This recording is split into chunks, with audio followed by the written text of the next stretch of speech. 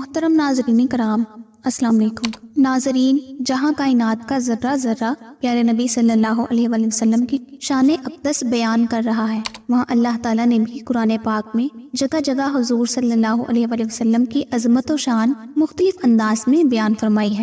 آج کی ہماری ویڈیو کا موضوع بھی یہی ہوگا۔ حضور اکرم صلی اللہ علیہ وآلہ وسلم کے متعلق فرمان الہی ہے، محمد صلی اللہ علیہ وآلہ وسلم اللہ کے رسول ہیں، اور جو لوگ آپ کی صحبت یافتہ ہیں وہ کافروں کے مقابلے میں سخت ہیں اور آپس میں مہربان ہیں۔ اے مخاطب، تو ان کو دیکھے گا کہ کبھی رکوع کر رہے ہیں، کبھی سجدہ کر رہے ہیں، الغرض اللہ تعالیٰ کے فضل اور رضامندی کی جستجو میں لگے ہوئے ہیں۔ ان کی نشانیاں سجدوں کے اثر سے ان کے چہروں پر نمایاں ہیں۔ دوسری جگہ ارشاد ربانی ہے، تم لوگوں کے لیے یعنی ایسے شخص کے لیے جو اللہ سے اور آخرت کے دن سے ڈرتا ہو اور کثرت سے ذکر الہی کرتا ہو۔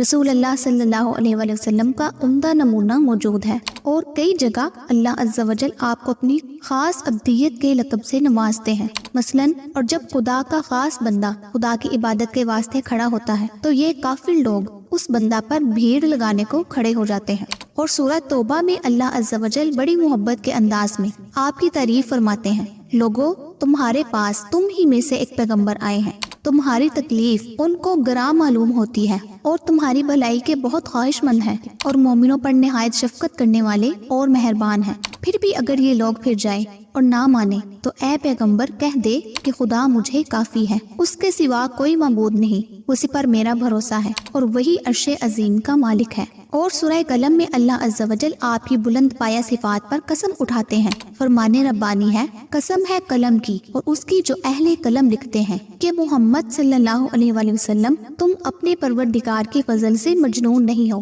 اور بے شک آپ کے اخلاق بہت عظیم ہیں، سو ان قریب تم بھی دیکھ لو گے اور یہ کافر بھی دیکھ لیں گے کہ کون تم میں سے دیوانہ ہے۔ آپ کے اخلاق کے متعلق خدا عز و جل نے جتنی تعریف فرمائی اتنی کسی اور کے لیے نہیں فرمائی۔ اسی وجہ سے تمام انبیاء میں آپ کا اخلاق ضرب المثل ہے، اور اسی کے متعلق کہا جاتا ہے کہ جنت میں اہل جنت کا اخلاق سرکار دو جہاں صلی اللہ علیہ وآلہ وسلم جیسا ہوگا۔ آپ کی نرمی اور مہربانی کے متعلق اللہ عز و جل فرماتے ہیں، اے محمد خدا کی مہربانی سے تم لوگوں کے لیے نرم ہو گئے ہو، اور اگر تم بدخو اور سخت دل ہوتے تو یہ تمہارے پاس سے بھاگ کھڑے ہوتے، بس ان کے ساتھ معافی کا سلوک کرو اور ان کے لیے مغفرت مانگو، اور اپنے کاموں میں ان سے مشورے لیتے رہا کرو، اور جب کسی کام کا عزم مصمم کر لو تو خدا پر بھروسہ کرو، بے شک خدا بھروسہ رکھنے والوں کو دوست رکھتا ہے۔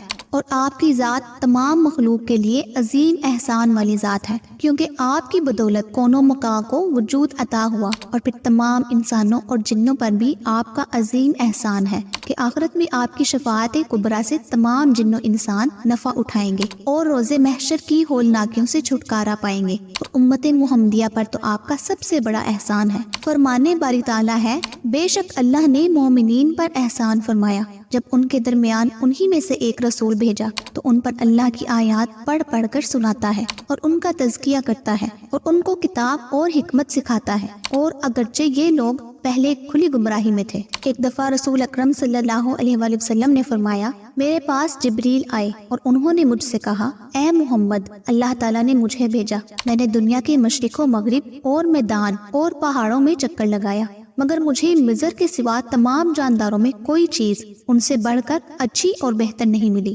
پھر میں اللہ تعالیٰ کے حکم پر بنی مضر میں بھی گھوما، مگر مجھے کنانا کے سوا کوئی بہترین انسان نہیں ملا۔ پھر میں اللہ تعالیٰ کے حکم پر بنی قریش میں بھی گھوما، مگر مجھے بنی ہاشم سے بہتر انسان نہیں ملے۔ پھر اللہ تعالیٰ نے مجھے حکم دیا کہ میں بنی ہاشم میں سے کسی ایک کا انتخاب کروں، تو مجھے آپ صلی اللہ علیہ وآلہ وسلم سے بہترین کوئی انسان نہ ملا۔ سبحان اللہ۔ یہاں وہی سے آپ کی فضیلت و برتری کی بلندی معلوم ہوتی ہے۔ ناظرین، جب آپ صلی اللہ علیہ وآلہ وسلم چلتے تو قدموں کو قوت سے اٹھاتے اور ایسا لگتا گویا نشیب میں اتر رہے ہیں۔ جب آپ کسی کی طرف متوجہ ہوتے تو پورے حسین سراپا کے ساتھ متوجہ ہوتے، یعنی متکبروں کی طرح بے رخی کا انداز نہ اپناتے، اور آپ کی دونوں شانوں کے درمیان مہر نبوت تھی، اور آپ خاتم النبیین تھے، سب سے زیادہ فیاض تھے اور سب سے زیادہ سچے صاف گو تھے، سب سے زیادہ نرم طبیعت والے تھے اور سب سے زیادہ شریف گھرانے والے تھے۔ اور آپ کو جو شخص دیکھتا مرعوب ہو جاتا تھا، اور جب آپ سے معرفت کے ساتھ ملتا جلتا